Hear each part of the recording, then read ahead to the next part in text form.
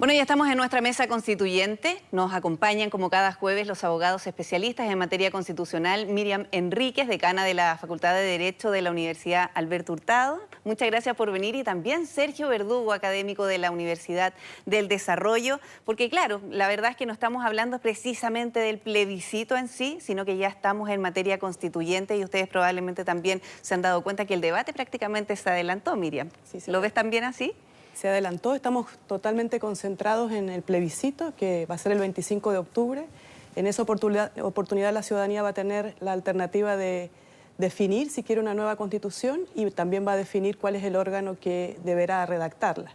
Pero sin perjuicio de ese tema, que claramente es el más relevante que nos convoca a estos días, también se están colocando sobre la mesa algunas cuestiones procesales, como por ejemplo el tema de los independientes, lo que tiene que ver con los contenidos, así que estamos en plena marcha en este proceso. Exactamente, porque además surgen muchas dudas y probablemente la gente necesita votar informada de qué se va a tratar después, ya hablando del 26 de octubre, el día después. Así es.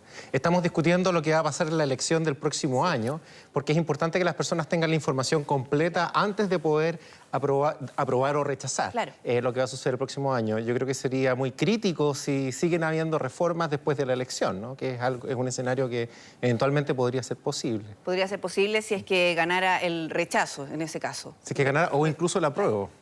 Vamos a ir revisando una especie de línea de tiempo para que también allí lo vamos comentando y por supuesto ustedes vamos a aprovecharlos de aclarar ciertas dudas y nuestra gráfica también nos va a ayudar en eso. Claro, en noviembre de 2019 se llega a este acuerdo por la paz social y la nueva Constitución.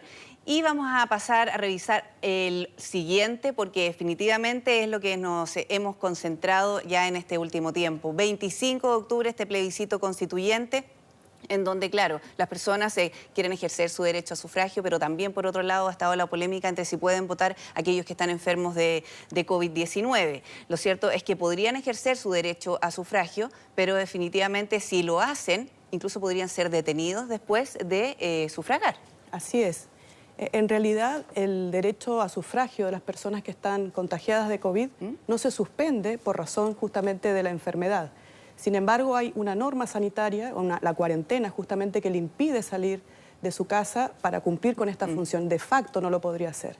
Y de hecho, el servicio electoral, que tenía la voluntad de haberle permitido a los contagiados que tuvieran la posibilidad de ejercer su derecho, por ejemplo, con un voto postal o eventualmente con un voto a domicilio, no pudo lograr que se generara una iniciativa exclusiva de ley para reformar justamente y dar la posibilidad a los contagiados de votar. De tal manera que si concurren podrían ser sancionados, podrían ser multados y claramente eso es para prevenir el contagio de las personas que concurren a la votación. Claro, porque aquí se cruzan dos derechos, Sergio, y probablemente no se previó al momento de postergar el plebiscito que íbamos a estar en esta misma condición. Así es, como debió haberse hecho. Ahora, es común, lamentablemente, que alguien tenga un derecho que no pueda ejercer por razones prácticas. Con el mismo derecho de sufragio, las personas que están privadas de libertad cumpliendo sanciones de menos de 3 años, tienen derecho a sufragio, pero nunca lo han podido ejercer materialmente porque no pueden ir a votar por la privación de libertad que tienen. Algo parecido va a ocurrir, creo yo, respecto a las personas que están infectadas con COVID-19. Es de esperar que ellos pudieran ejercer el derecho a sufragio porque tienen el derecho, pero no van a poder ejercerlo porque si lo ejercen se van a exponer a sanciones sanitarias importantes. ¿Ya? Y se da esta contradicción que es bastante difícil de explicar a la gente. Que la legislación además ha ido muy lenta, casi sobre la marcha y tenemos muy poco tiempo también porque incluso si es que se llegara a aprobar el sufragio para aquellas personas con COVID, para que las personas tengan la posibilidad, hay que implementar un tremendo operativo. Así es. Y ya no, o sea, de hecho el gobierno ya dijo que era imposible implementar eso.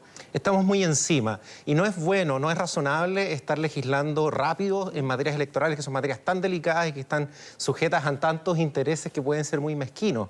Siempre es bueno legislar a largo plazo, entonces sería conveniente, creo yo, empezar una conversación ahora para las elecciones de los convencionales, de los alcaldes, de los concejales, de los gobernadores, de lo que va a pasar el próximo año. Pero para este plebiscito, lamentablemente, yo creo que ya no es razonable seguir conversando cambios. Sí, pero tenemos además un próximo año lleno de elecciones, así es que definitivamente también hay que avanzar en esa materia. Vamos a seguir revisando nuestra gráfica para también ir desglosando aquí de qué se trata. Por ejemplo, lo que vemos a continuación tiene que ver con esta elección de miembros que integrarán la convención. El 11 de abril del año 2021 probablemente allí ya tengamos una legislación que permita, por ejemplo, a los enfermos de COVID, si es que no hemos superado la pandemia, votar. Sí, de hecho, en el mes de agosto se reformó nuevamente la Constitución para otorgarle facultades extraordinarias al servicio electoral, de tal manera que pudiera tomar todas las medidas que fueran necesarias para asegurar que las elecciones, particularmente el plebiscito, pero todas las del próximo año, sean elecciones que se puedan realizar en condiciones de seguridad, justamente por el contexto de la pandemia. Y es un protocolo que se aprobó y se publicó en la primera semana del mes de septiembre, entonces hay normas que tienen que ver cómo se recibe el sufragio, cuál es el distanciamiento que tienen que observar las personas, todo lo relativo al kit de limpieza, de tal manera que el director del servicio electoral señala, por ejemplo, que es tan seguro concurrir a votar como si lo fuera, por ejemplo, cuando uno concurre a hacer un trámite o al supermercado. O sea, estarían dadas las condiciones de seguridad sanitarias para poder hacerlo con cierta tranquilidad. Exactamente, y sobre todo porque además en ese día vamos a elegir los miembros de las convenciones, ya sea mixta o la otra convención en el fondo, para que todas las personas puedan participar, incluso la convención constituyente. Cuéntanos un poco de qué se trata cada una y cómo se van a elegir. Sí, hay dos opciones, o la convención mixta o la convención constitucional, que se llama. La convención constitucional tiene 155 miembros que son electos popularmente con las mismas reglas que se utilizan para elegir a la Cámara de Diputados, con la diferencia de la paridad que rige y con la diferencia de estas reglas para los independientes que podemos discutir después. Y la convención mixta va a ser elegida, es más numerosa, tiene 172 miembros, 86 de ellos van a ser electos popularmente con las mismas reglas electorales para la Cámara de Diputados, pero con distritos que tienen menos escaños para ser electos. Y la otra mitad de la convención mixta va a estar compuesta por parlamentarios en ejercicio. Y esos parlamentarios van a ser electos por el Congreso Pleno, con una votación que el propio Congreso Pleno va a tener que realizar siguiendo la misma fórmula electoral que rige para la Cámara de Diputados. Entonces va a haber una mezcla entre parlamentarios en ejercicio y miembros completamente electos. Ahora, muchos de esos parlamentarios van a enfrentar elecciones después, ¿no? Porque van a ser candidatos a la reelección en noviembre del año siguiente. Entonces se va a dar esta situación bien anómala, donde personas que son miembros de una convención constitucional al mismo tiempo están buscando la reelección de sus posiciones como parlamentarios, sirviendo en ambas posiciones de forma simultánea. Bien, vamos a ver entonces qué es lo que ocurre con eso. Vamos a seguir revisando las gráficas para que quede súper claro entonces al que nos enfrentamos ya de cara a lo que va a ocurrir a partir del 25 de octubre. Son 9 meses entre el año 2021 y 2022, que es el plazo para la redacción de la nueva Constitución, que es prorrogable por 3 meses. Y la siguiente gráfica también nos entrega una información muy relevante y que también tenemos que tener en consideración, porque el 2022 sería este referendo para aprobar la nueva Constitución. Ya teniendo claro ese panorama, vamos a pasar a revisar también preguntas que llegan de parte de la ciudadanía y aquí las vamos a estar respondiendo. Escuchemos las primeras. Me pregunto, si gana el apruebo, ¿cuánto se demoraría en armarse la Constitución, en escribirse? Sergio, ¿partimos contigo? Sí, mira, las reglas disponen que la convención va a funcionar por 9 meses. Esos 9 meses son prorrogables por 3 meses adicionales. La prórroga tiene que ser a solicitud del presidente de la convención, que la propia convención va a elegir, o de un tercio de los miembros. Y solamente con la cuenta que dé el presidente se va a entender prorrogada. Es muy probable que exista esta prórroga y por lo tanto tengamos una convención funcionando por 1 año. Una convención que va a empezar a sesionar, por ejemplo, a partir del día 12 de abril. Claro, va a empezar a regir, yo creo que en mayo del próximo año, porque las elecciones son en abril. Sí, y el lugar donde va a sesionar va a depender de lo que determine el presidente. Y si el presidente no determina ningún lugar, la regla por defecto es que van a funcionar en la sede del Congreso. Perfecto. Vamos a pasar a revisar entonces la otra pregunta, porque también surgen aquí varias dudas de distintos tipos. Escuchemos. ¿Quiénes van a ser los constituyentes? ¿Van a pertenecer a partidos políticos? ¿Van a ser independientes? ¿Qué pasa con los independientes? Miriam, y eso es una gran pregunta. ¿Qué pasa con los independientes también? ¿Y si van a pertenecer a los partidos políticos? Es una pregunta sumamente contingente. En el transcurso de esta semana se ha planteado una dificultad para los independientes, o algunas dificultades para los independientes. Lo primero es que para ser convencional constituyente basta ser ciudadano, es decir, cumplir con los requisitos de ser chileno, mayor de 18 años de edad y no haber sido condenado por delito que merezca pena aflictiva.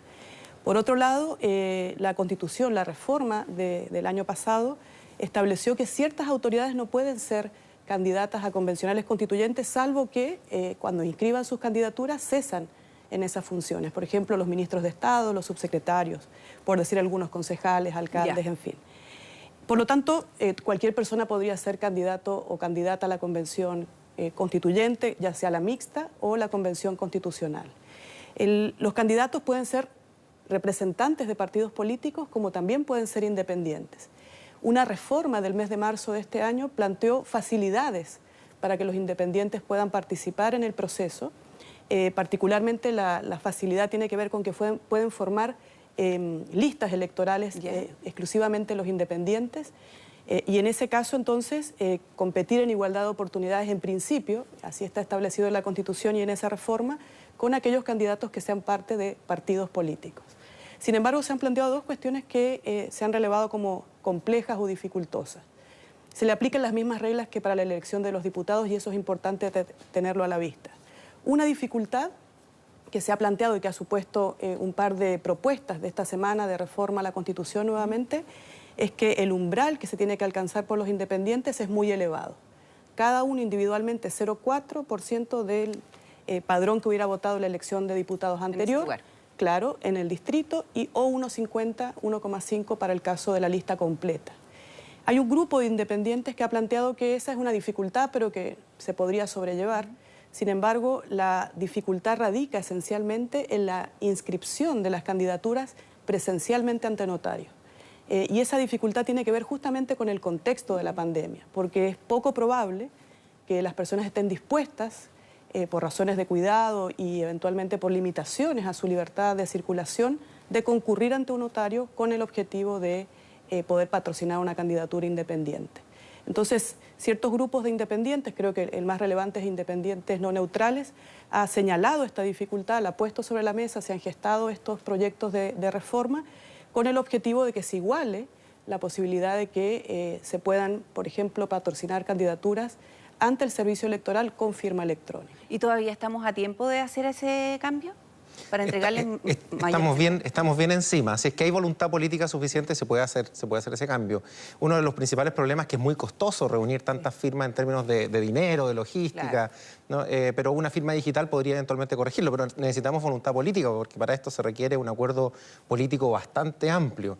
¿Ya? Ahora, yo no esperaría que los independientes sean verdaderamente todos caras nuevas, ¿no? Aquí las reglas electorales son las reglas que rigen para la elección de la Cámara de Diputados y son los partidos políticos y los miembros que han estado históricamente vinculados a los partidos políticos los que saben jugar mejor con esas reglas y obviamente ellos tienen una ventaja muy importante respecto de los que son verdaderamente independientes. Yo esperaría además ver muchas caras muy conocidas corriendo como independientes.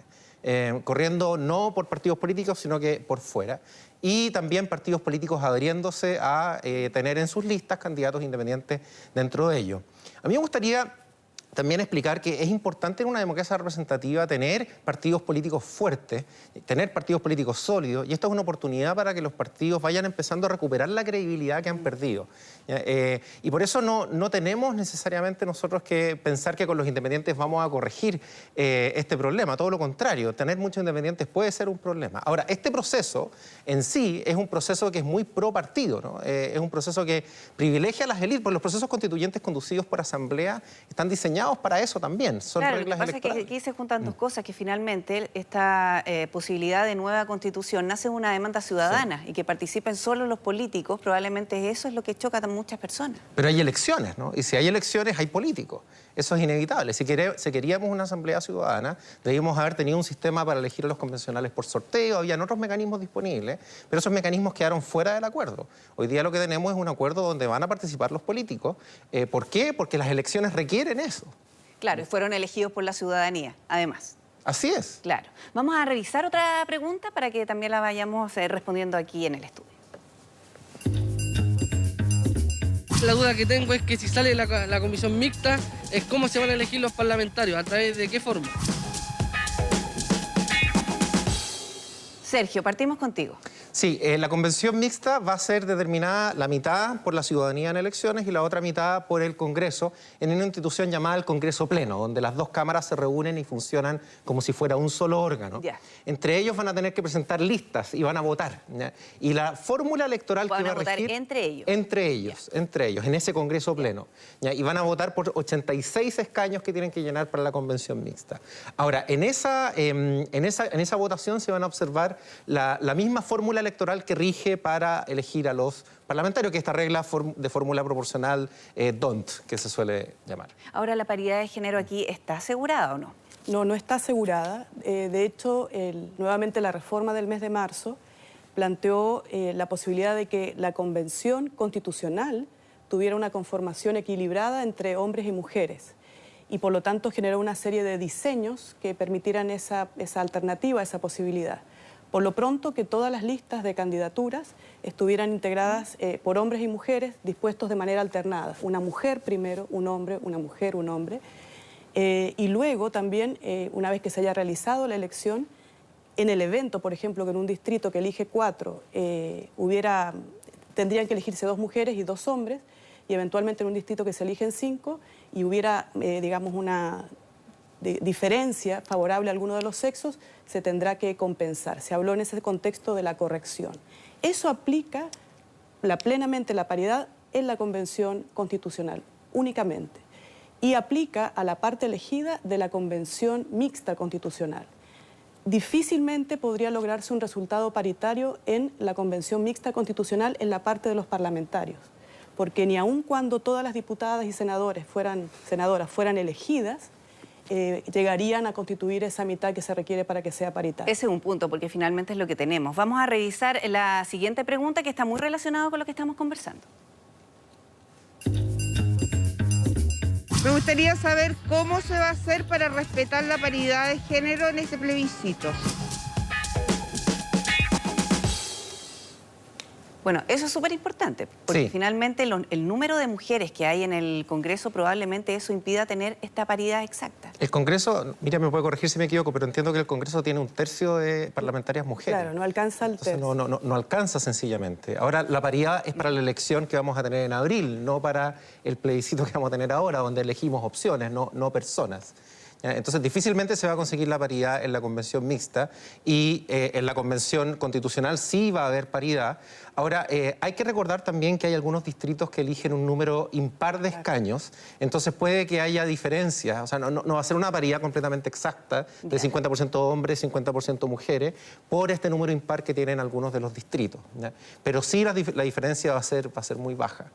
Ahora, surgen también ideas, fuerzas que debería tener la Constitución y probablemente en eso también podría centrarse el debate previo a lo que es el plebiscito, porque la verdad es que el plebiscito vamos a elegir si el apruebo o rechazo, tenemos nueva Constitución o finalmente optamos por reformar, pero es importante que la gente tenga en cuenta qué es lo que se quiere reformar o qué es lo más importante. ¿Qué es lo que plantean ustedes? Porque además estudios se centran siempre en 3 prioridades. ¿Cuáles serían para ti, por ejemplo, Sergio, las primeras prioridades? De los contenidos de la nueva Constitución.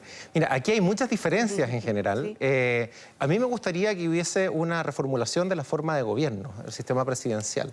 Yo creo que o tenemos que modificar la manera como elegimos al Congreso y tener un sistema más consistente que permita formar coaliciones que aseguren la implementación de los programas de gobierno, o avanzar hacia una fórmula semipresidencial. A mí me gusta la fórmula francesa para esto, pero aquí, claro, estamos haciendo política ficción y hay muchas personas que tienen propuestas distintas. Hay personas que ponen el acento más en los derechos de la Carta Fundamental o que ponen el acento en otras instituciones que quieren establecer en la Constitución o que quieren eliminar de la Constitución.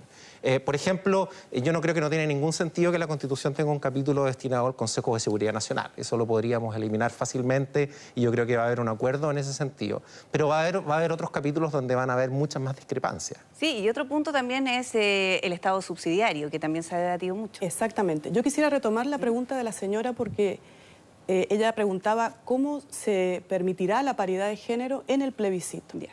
Efectivamente, la paridad se va a lograr cuando se elija la Convención Constitucional o la Convención Mixta, pero cuando se concurra a sufragar en el mes de octubre, uno tiene que escoger cuál es el órgano que quiere que debata, discuta y aprueba el texto de la Constitución. Entonces, si hay certeza, entonces, de que la Convención paritaria va a ser únicamente la Convención Constitucional, entonces en el plebiscito las personas con esa definición, con ese objetivo, podrán escoger el órgano que se avenga justamente a su interés, que creo que es el interés de la señora que hizo la pregunta.